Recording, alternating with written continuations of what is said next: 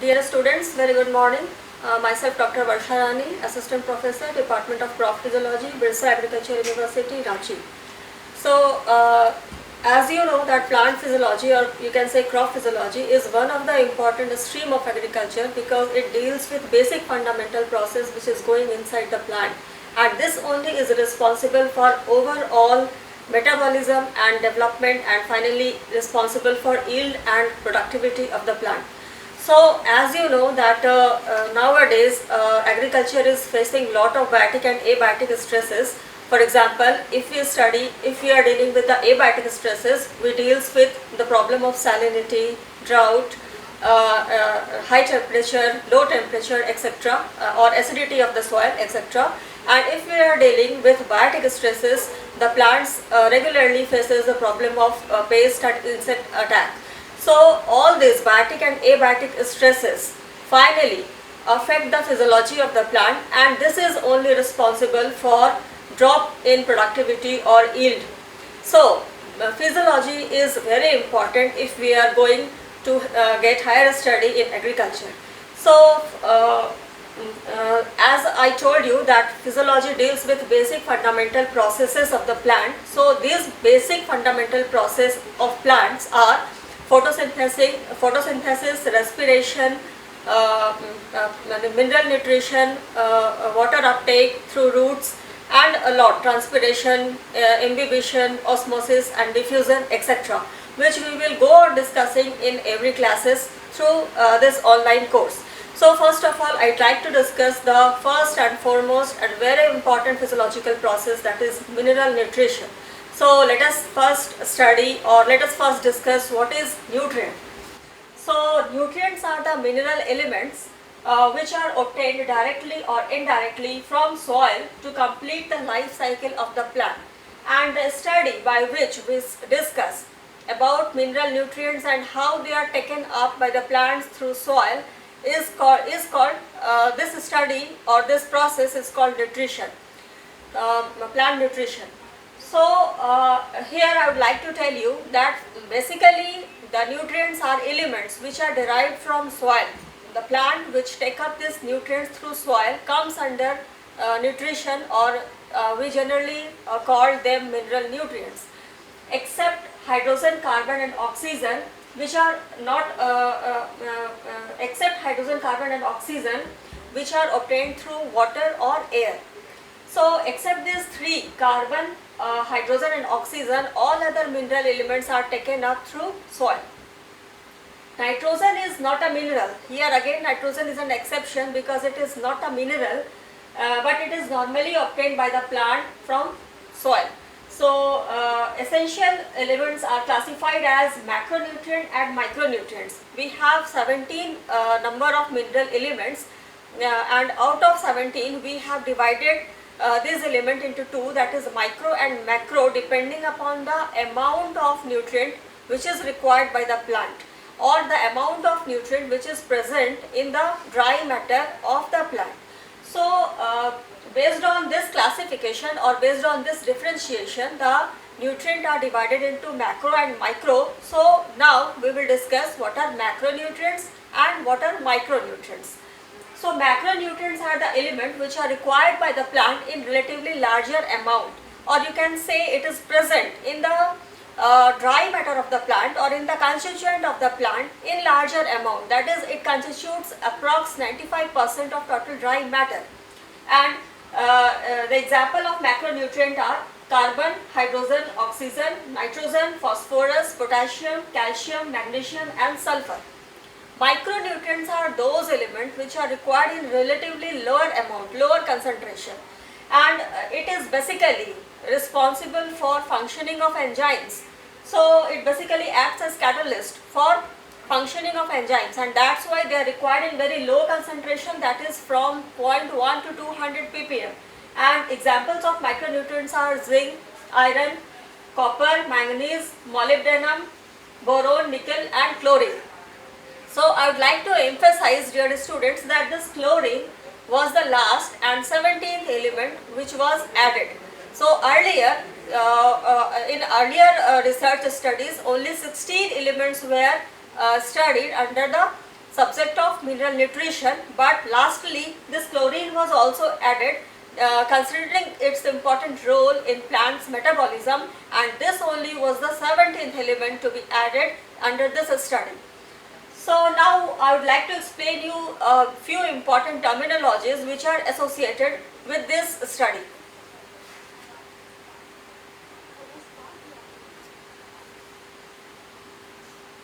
So first important term is deficient.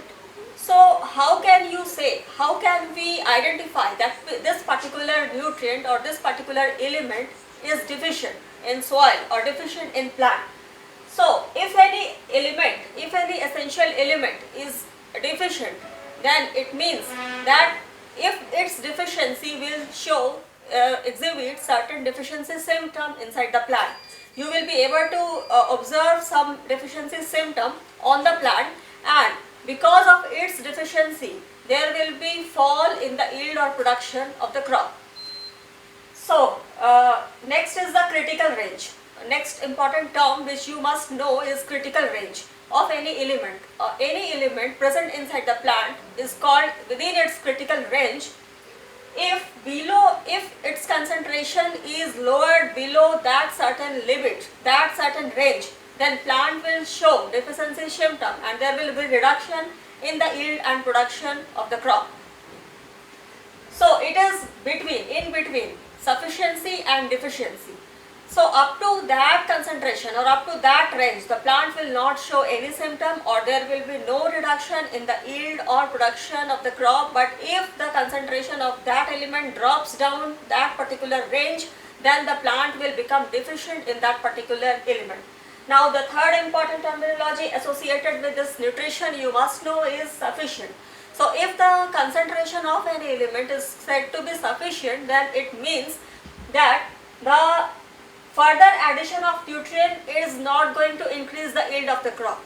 It means if you are go on adding that particular nutrient, then it will become a luxury consumption. It will start getting accumulated inside the plant with no further increase in its yield.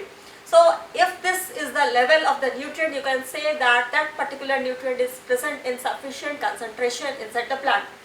Now the last important term is excessive or toxic concentration of that element.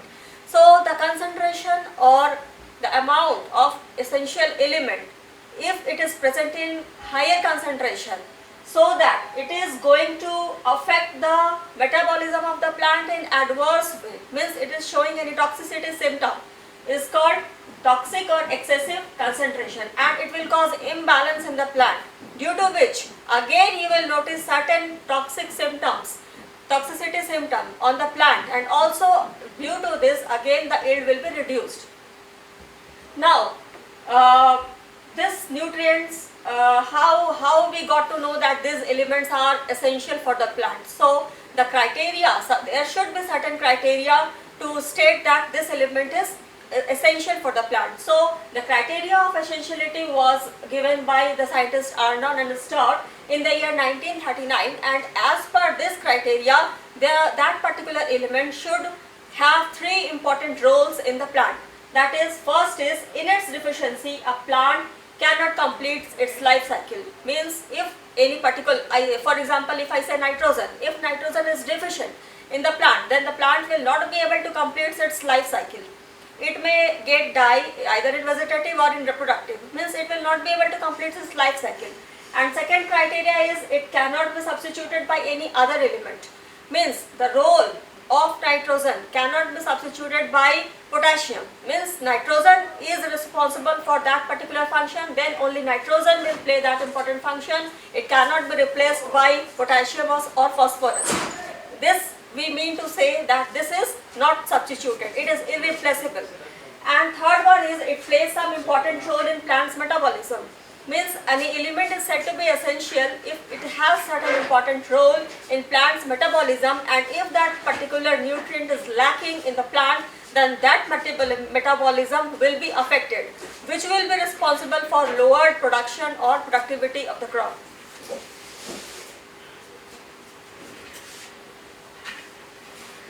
But few recent studies have shown that magnesium can be replaced by manganese and potassium can be replaced by rubidium.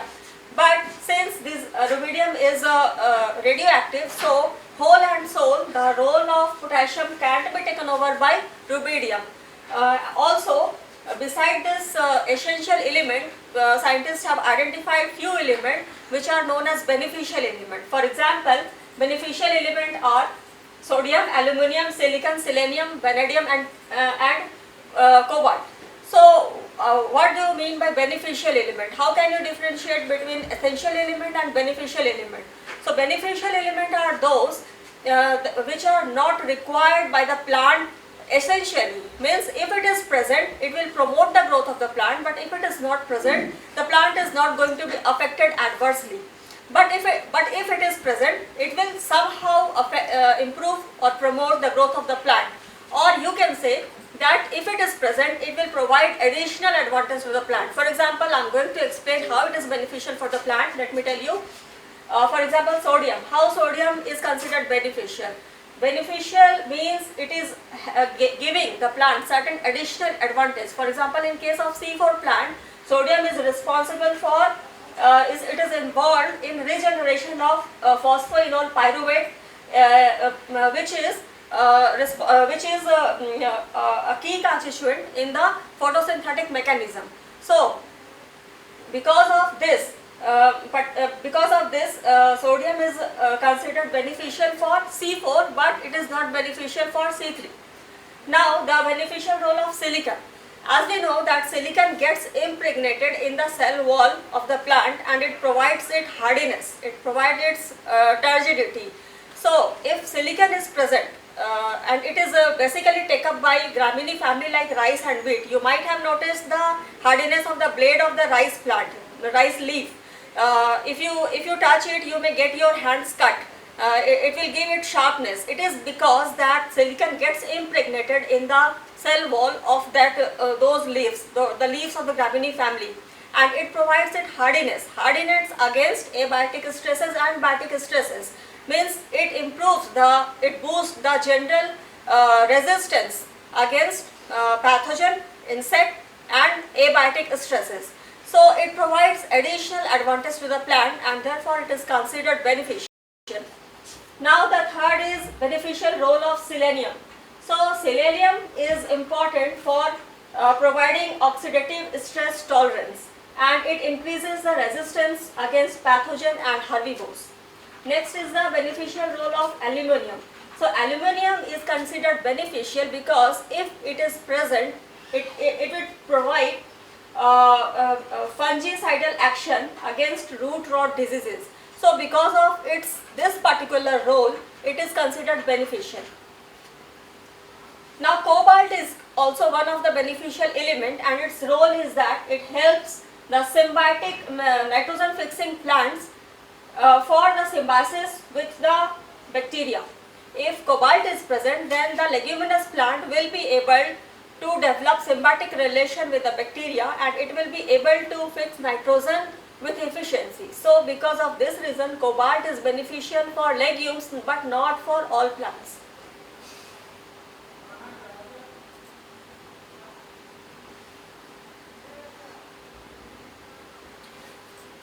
Now again these elements are divided into two, means on the basis of mobility. First of all, I would like to tell you on the basis of mobility, the elements are divided into mobile, partly mobile, partially mobile and immobile. Means, what do you mean by mobile? Means the movement of nutrient within the plant.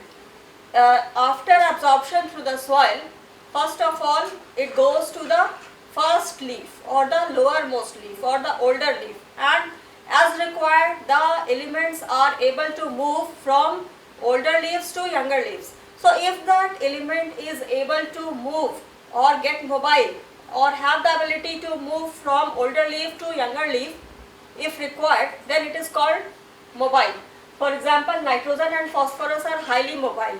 Means if there is deficiency of nitrogen in the plant, then the nitrogen will be able to move from the older leaf to the younger leaf, and younger leaf will not show any deficiency symptom, while older leaf will show deficiency symptom. So that's why this element is called mobile. While partially mobile elements are zinc, copper, manganese, and this, because they are not as mobile as compared to nitrogen and phosphorus, but still they are partly mobile. While immobile are iron, calcium, and manganese. Means they will not move from older leaves to younger leaves, and in case of deficiency of iron, it will exhibit deficiency symptom on younger leaves, because it will get accumulated over there in the older leaf, and it will not be able to move to the younger leaf, and that's why older leaf will not show the deficiency symptom, while younger leaf will show deficiency symptom. So this was the differentiation of the element on the basis of mobility, while on the basis of absorption, the elements are again divided into three, that is rapid, moderate, and slow. Means this nitrogen, phosphorus are rapidly absorbed from the soil to the plants, while calcium, sulfate, and manganese are moderately absorbed from the soil to the plants, and this is magnesium and copper and iron, molybdenum are having low absorption from soil to the plants. Now we are coming to visual deficiency symptoms because of this deficiency of these essential nutrients. So first of all, which is very important, is nitrogen. How can you differentiate, or how can you diagnose that nitrogen is deficient in the plant? What characteristic diagnostic symptom you will get? So you can see here in this photograph, we have two contradictory pictures of a plant. Here the plant is showing overall pale yellow color, and here this plant, the same crop, this plant is having dark green color or fairly normal color of the leaf, which should be. So this difference shows that this yellowing, general yellowing of the plant is because of deficiency of nitrogen. Here the plant is looking malformed or starved or looking pale yellow in color. This yellowing or general yellowing, uniform yellowing, is because of deficiency of nitrogen. Also, the fruit becomes mishaps, means the fruit is not properly developed. Here you can see the fruit of the cucumber, which is having yellow color also, and it is deformed or mishappened.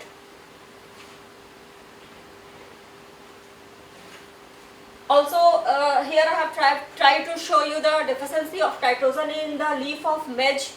Here you can see that this is having sufficient nitrogen in it, and here the deficiency is going, and you can see the general uniform yellowing of the leaf. This uniform yellowing of the leaf is because of the deficiency of nitrogen. Again,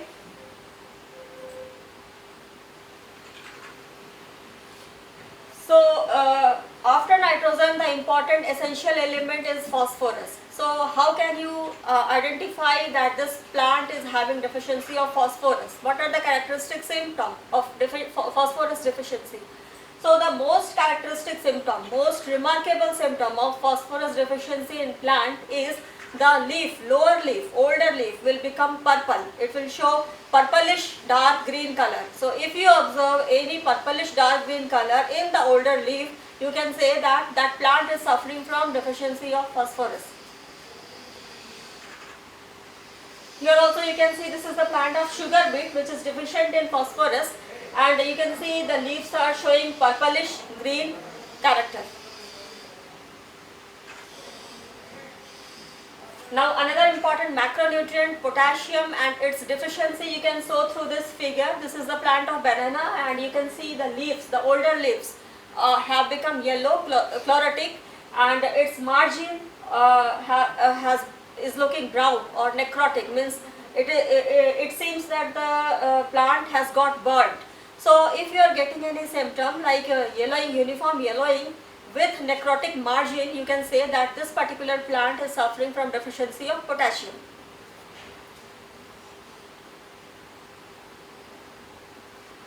Now is the deficiency of calcium. This photograph is exhibiting the deficiency of calcium. In calcium, the leaf will become, this is tomato plant, and you can see that the leaf has become cupped or curled through margin, and its tip got hooked. So this is the characteristic feature of calcium deficiency, because you might be knowing that calcium is important constituent of plasma membrane, plant membrane, and if there is deficiency of calcium, the membrane becomes deformed, and membrane is only responsible for integrity of the cell. So beside this, you also might notice withering of the leaf margin, means the leaf margin will get broken or cut. Also in case of tomato, it causes blossom end rot. Blossom end rot means the fruit will start rotting. It seems that fruit starts rotting from the distal end. It is particularly observable in case of tomato, squash and brinjal fruit. So because of deficiency of calcium, the first symptom comes on leaves. Here also you can see the plant of celery. Here the young leaves are looking dying through the points, or the margin becomes cupped or hooked.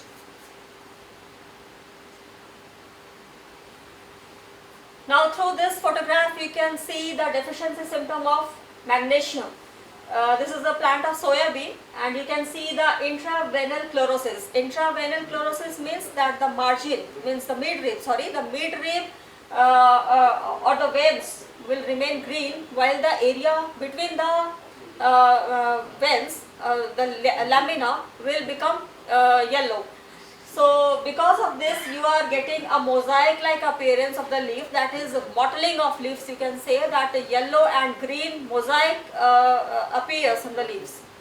Also here you can see that this is the deficiency of magnesium in corn leaf, maize leaf.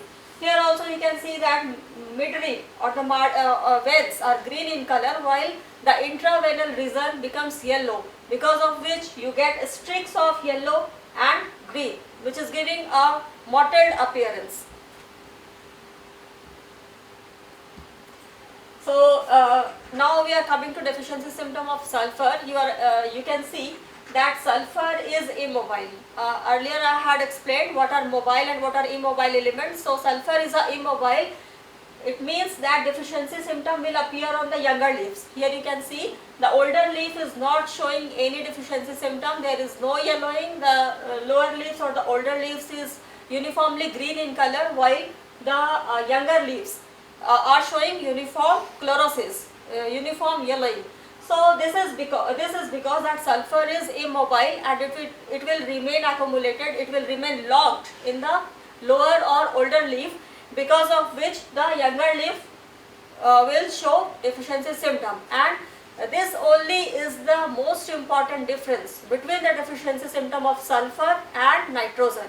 In case of nitrogen also there is uniform yellowing of the leaf, but that yellowing will be exhibited by the older leaves, while in case of sulfur also there is uniform yellowing of the leaf, but that deficiency symptom will be exhibited by the younger leaf and not by the older leaf. So dear student, you must have this clear cut demarcation of the nutrient deficiency symptom of sulfur and nitrogen. Here also you can see this is the deficiency symptom of sulfur, and you can see that the leaf is uniformly yellow in color, while this is the leaf having sufficient level of sulfur in it, and it is dark green or normal green in color. Now this is the deficiency symptom of boron.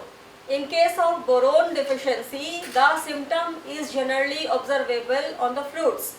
Here you can see the lumps are formed in the fruit of papaya. Similarly, you will get the formation of lumps on the fruit of guava. So this is very much important, and you can easily observe in the orchard, or if you have tree in your home also you can see it. So this is the deficiency of copper. Here we can say that we can see here in the contrasting photograph. This is the deficiency. This plant is normal. This is onion leaf and it is normal. It is having sufficient level of copper, and this plant is having deficiency of copper. So you are observing that the point, the uppermost point, tip of the leaf has become curled or pointed, and it is hooked downward. So this is the characteristic feature of copper deficiency.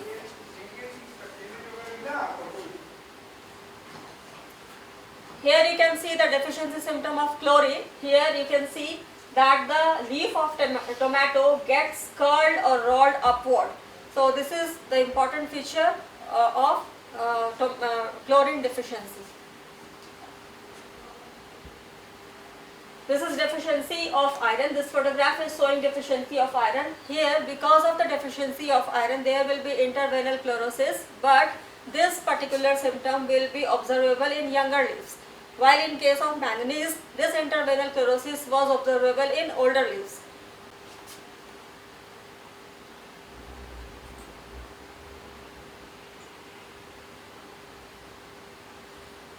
This is the deficiency symptom of molybdenum. Here you can see that there is wilting and dieback. The plant will appear wilted because of the deficiency of molybdenum. And also here you can see this is the sugar beet leaf which is showing molybdenum deficiency, and you can see that these are the spots, chlorotic spots. Chlorotic means brown spots. Brown it will appear as it has got burnt.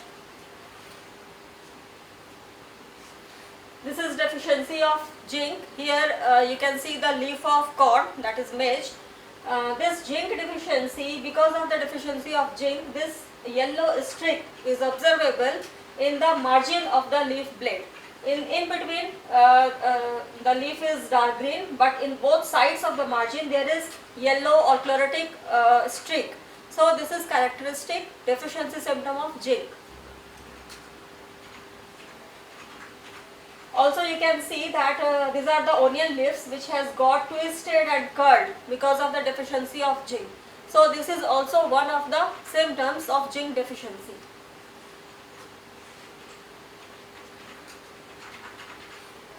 So we just have a brief idea about the deficiency symptom of major crops and major nutrients. Now we are coming to the function of these major nutrients, these major macro and micronutrients. So first of all, let me tell you that nitrogen is available to plants in mainly two forms, that is nitrate and ammonium. While nitrate is the most important form through which it is available to the plants, while ammonium is a very rare form, that is it is means only there are two plants, that is potato and rice, which uptake nitrogen in the form of ammonium, and these two are exceptional. Beside these two crops or these two plants, all other plants take nitrogen in the form of nitrate. So what are the important role or important function of nitrogen in plant, because of which it is considered essential element for plants?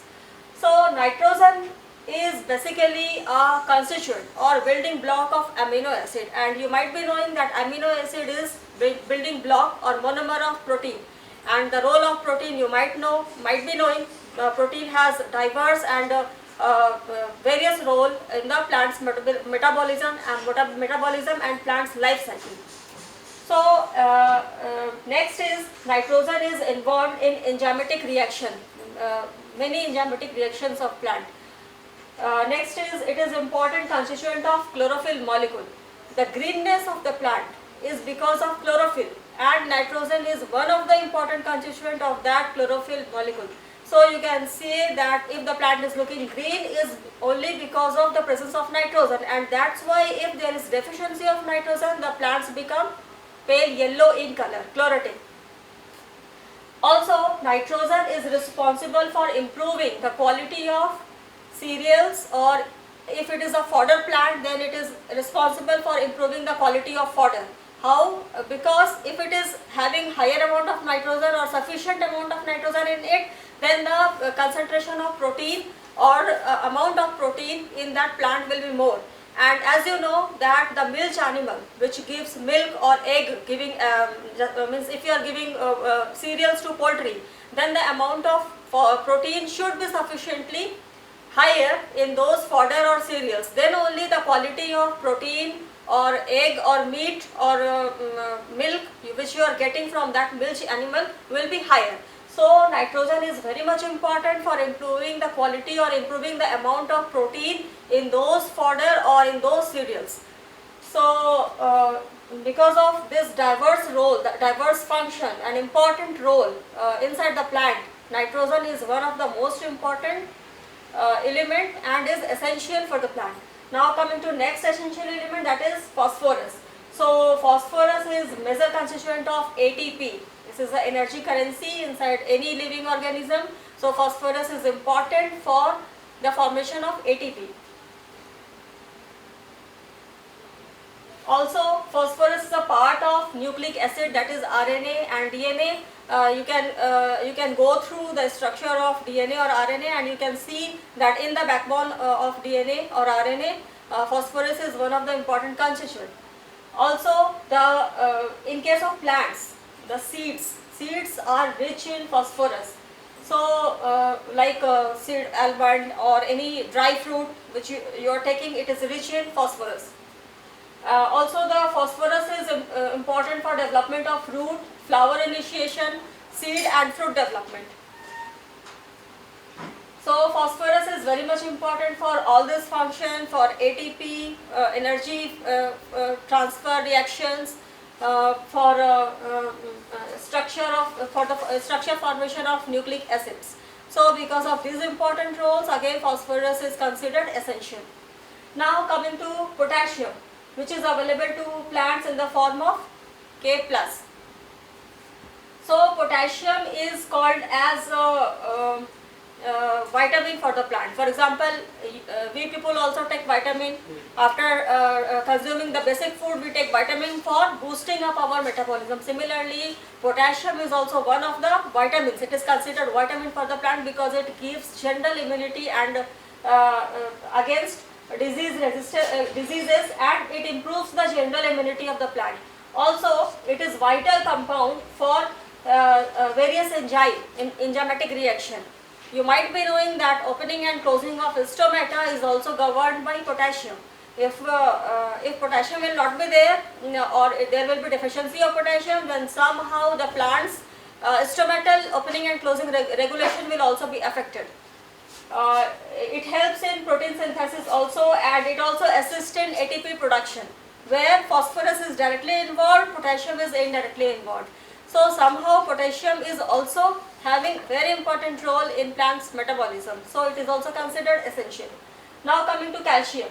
So calcium is important for the formation of cell wall or wall membrane, and it gives its plasticity. While discussing the deficiency symptom, I just briefed that because of the deficiency of calcium, the membrane becomes leaky, membranes got withered, leaves got cut from the margin, and it becomes folded, curled, hooked. So this is only because calcium is a constituent of cell wall membrane, and it gives its plasticity. So if there will be deficiency of calcium, the plant leaf or any plant part will not be able to expand, because the plant part will lose its plasticity. So calcium is very much important because it is one of the major constituent of structure, plant's structure. Also, calcium is important for normal cell division. It is activator of several enzymes, and it acts as a detoxifying agent, because calcium, why it is called detoxifying agent, because it combines with any toxic molecule or organic acid and form precipitate. Because of formation of precipitate, it neutralizes the toxic effect of any toxic element or acid, and finally, slowly, gradually, this toxic element gets flushed out from the plant's body, and that's why calcium is called detoxifying agent. Besides this, calcium is also important for formation of seed or seed production in case of peanuts, that is groundnut. Groundnut is very much rich in calcium, and for that particular element, calcium is very important. Now coming to important function or important role of magnesium. Magnesium is constituent of chlorophyll molecule, and that's why it is one of the key element for process of photosynthesis.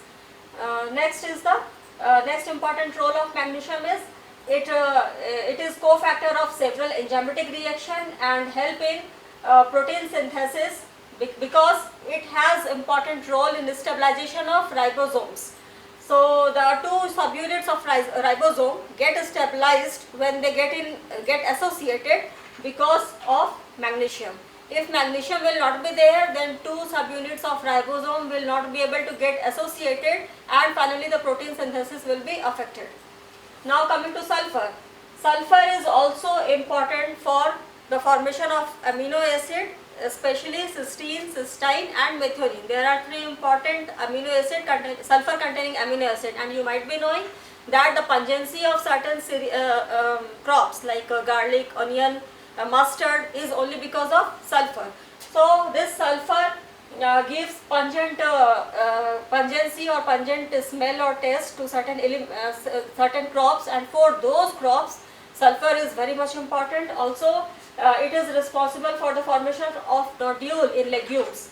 So it is also one of the constituent or involved in the metabolism of biotin, thymine and coenzyme A. So you might take care of these three important vitamins, that is biotin, thymine and coenzyme A, where sulfur is very much important. Now next coming to boron.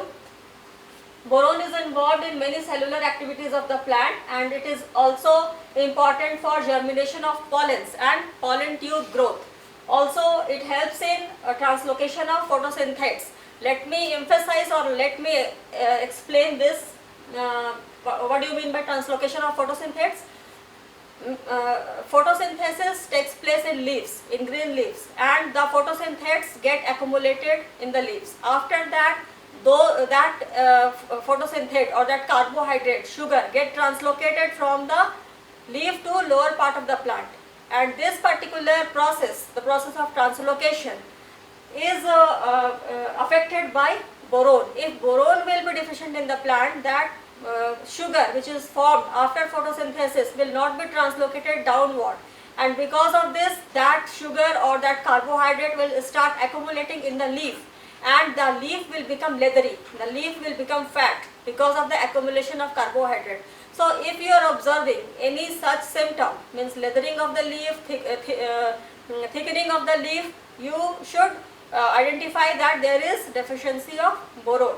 So this is only called translocation of photosynthetes, and boron affects this particular process. Next coming to the function of copper. So copper is available to plant in the form of cupric, Cu2+, and it is important, it is essential for the functioning of many enzymes. Also it is constituent of plastocyanin, and plastocyanin is very much important in electron transport chain. When I will discuss you the light reaction of photosynthesis, I will tell you the role of this plastocyanin. This is carrier of electron, and this copper is one of the important element responsible for formation or functioning of plastocyanin. Now is iron. Iron is important component of heme enzymes like catalase, peroxidase, cytochrome oxidase, and other cytochrome which participates in photosynthesis and respiration. When we will come to the topic of photosynthesis and respiration, we will come to know the functioning of these important enzymes, that is catalase, peroxidase, cytochrome oxidase, and for these enzymes iron is one of the important element.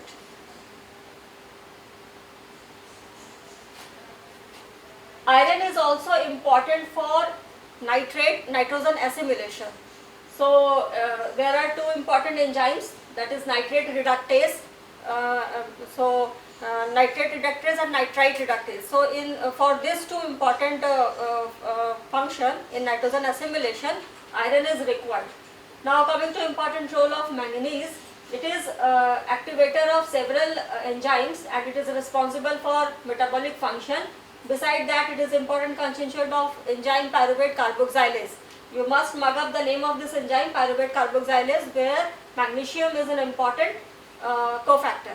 Also, it helps in oxidation reduction reaction in case of photosynthesis, and it participates in photolysis reaction in case of photosystem 2.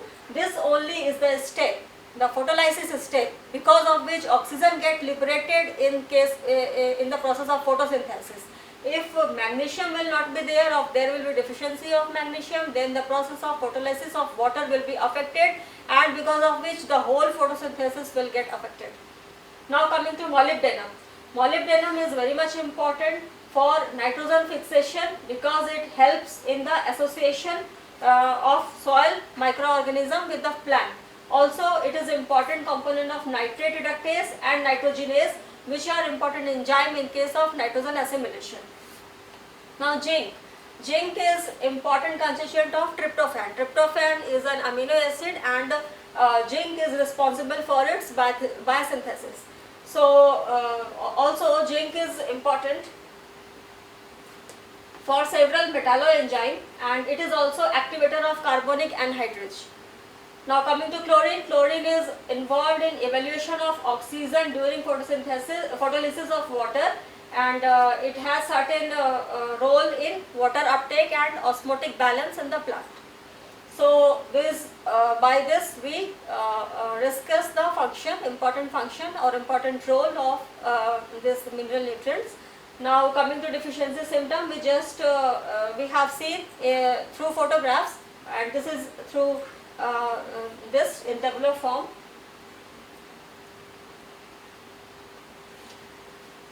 These are the deficiency symptoms of nitrogen. The plant will be stunted, means reduced growth. The plant will show stunted growth and pale green to light yellow color, which we call chlorosis.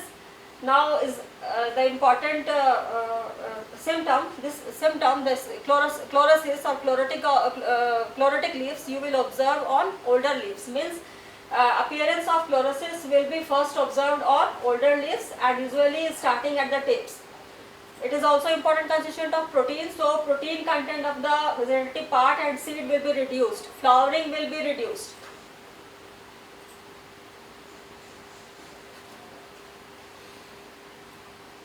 Also the overall there will be reduction in overall yield of the crop.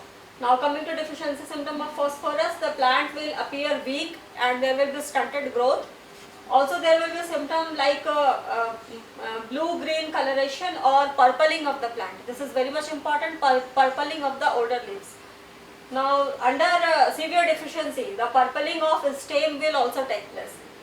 Deficiency of phosphorus also causes delayed maturity and poor seed development and poor fruit development.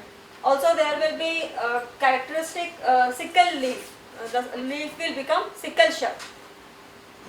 Now coming to deficiency symptom of potassium, there will be scorching of the leaf and there will be uniform chlorosis also, and there will be scorching of the leaf margin. Plant deficient in potassium will show stunted growth and reduced growth. Crops deficient in potassium will have weak stem, and the lodging will be a very common phenomenon. Means lodging means the plant will fall off if there will be heavy rain or high wind speed. The size of the seed and fruit will be reduced. There will be rosette condition in case of beet, celery and carrot, and in case of acute deficiency there will be dieback of lateral buds. Now coming to deficiency symptom of calcium. So the symptom of calcium deficiency first appear on the younger leaves, and the leaf tip basically on leaf tip as it is immobile and it is not translocated from the older to younger leaf. The growing tip of roots and leaves turn brown and die. The calcium pectate is required to form rigid cell wall, and due to deficiency of calcium, newly emerged leaves stick together at the margin, causing tearing of the leaves during expansion. The stem gets weakened. And in case of some crops, there will be tip hooking disease like in cauliflower, beet and tobacco, which is characterized by hooking of leaf tip due to unequal growth in margin and central region of leaf. It also causes BER, means blossom end rot, in case of tomato, brinjal and squash, which is characterized by depressed region in the distal end of fruit and rotting of the flesh. Means if you are having the fruit of tomato, you can observe that in the distal end of the tomato there will be rotting. So this is because of calcium deficiency, and this is called BER, blossom end rot. Now coming to deficiency symptom of magnesium. Magnesium is mobile element and therefore its deficiency symptom first appears in older leaves. Now it causes interveinal chlorosis means the area of the leaf in between the veins will become yellow in color. Also there will be yellow strip in the leaves of corn, and yellow strips in the leaves of potato, tomato, soybean, cabbage you can observe. It also causes an important disease of tobacco, which is known as sand drawn disease. Now coming to deficiency symptom of sulfur. The leaves will become uniformly chlorotic, but the symptom will be first observed on younger leaves. In case of plants like citrus, symptom will first observed on older leaves only. Here you can see the exception, that in case of citrus, the symptom will be observed on older leaves and not on the younger leaves. Here the plants show retarded growth and maturity is delayed, and one important disease, that is tea yellow disease, which is caused by the deficiency of sulfur. Now is deficiency of boron. Here you can see in pea it causes hollow heart, in case of celery it causes hooked and cracked stem, in case of beet it causes black heart, in papaya distorted or lumpy fruit, as you observed in case of in photograph. In carnation it causes splitting of calyx, in Chinese cabbage it causes midribs of cracks and it turns brown, cauliflower shows browning, tobacco in tobacco it causes top sickness, in citrus the fruits become hard, and in case of lucerne there is yellow top disease. In case here now we are coming to deficiency symptom of copper, and here you can see that the plant will show reduced growth and chlorosis, means yellowing. Beside this, there will be distorted younger leaves and necrosis of apical meristeme. In case of trees, there will be multiple sprouts appearing at the growing point, resulting in the formation of bush, that is there will be bushy appearance. In case of forage grasses, the young leaf tip and growing points are affected first, and the two important diseases in plants, or you can say disorder in plants because of deficiency of copper, is exanthema or dieback of fruits like citrus, plum, pear and apple, and reclamation disease or white tip disease in cereal. These two are very much important if you are discussing about the deficiency of copper. Now coming to deficiency symptom of iron, there will be interveinal chlorosis of younger leaves, and the youngest leaf will may become white. Now coming to manganese. Deficiency symptom of manganese, the symptom will first appear on young leaves, young tissue. It will show uniform chlorosis and there will be greenish grey speck. Here you have to give emphasis that greenish grey specks will be formed, especially in case of monocots. So here important disease is also there because of the deficiency of manganese, that is grey speck disease. This is very much important from examination point of view. Any competitive exam, it is frequently asked that grey speck disease in case of oats, barley, wheat and maize, it is because of deficiency of manganese. And pahala blight disease of sugarcane is because of deficiency of manganese. Also Mars spot of pea is speckled yellow of sugar beet. So these all are very much important disorder because of deficiency of manganese. Now important deficiency symptom of molybdenum. So in molybdenum these two important disorders, that is whiptail of brassica and scald of legumes. Also molybdenum, if there is deficiency of molybdenum, then there is distortion or there is some imbalance in nitrogen fixation. Also the margins will become, leaf margins will get rolled and there will be uniform chlorosis. Now coming to deficiency symptom of zinc.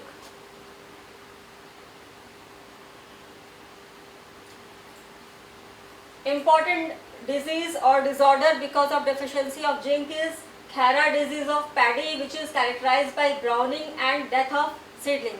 So I would like to tell you in this context that Khera disease of paddy was a serendipity because and it was first identified in Pantnagar in Tarai. I want to tell you that this zinc is deficient in the soil of Tarai region, and this Khera disease was first identified or diagnosed, or this term, this name was given in Pantnagar. I would like to tell you the story behind. Some workers were working in the field and they were carrying the gunny bag containing zinc. And I just told you that this zinc is deficient in the soil of Tarai. So while carrying the bag, gunny bag, there was hole in the bag, and a few zinc was getting spilled, means it was falling from that hole of the gunny bag. And while carrying the area where that zinc was falling, the plants which were growing in that area didn't exhibit any symptom of zinc deficiency, while the other plant in that plot showed deficiency of zinc. So finally it was diagnosed that this difference, means this particular difference in the symptom of Khara disease was because of zinc. Means this Khara disease was discovered out of serendipity and in Tarai region of Pantanagar. Now this deficiency symptom of zinc is also the rosette of fruits like mainly citrus, frenching of citrus also you can say, and rosette of the fruit trees or little leaf disease. For deficiency symptom of chlorine, it is rarely a symptom. We rarely found any symptom of chlorine deficiency, but there will be wilting symptom, and there will be formation of spirals, folding of the leaf tip, and this is basically observable in case of onions. So by this I just completed the deficiency symptom of important elements.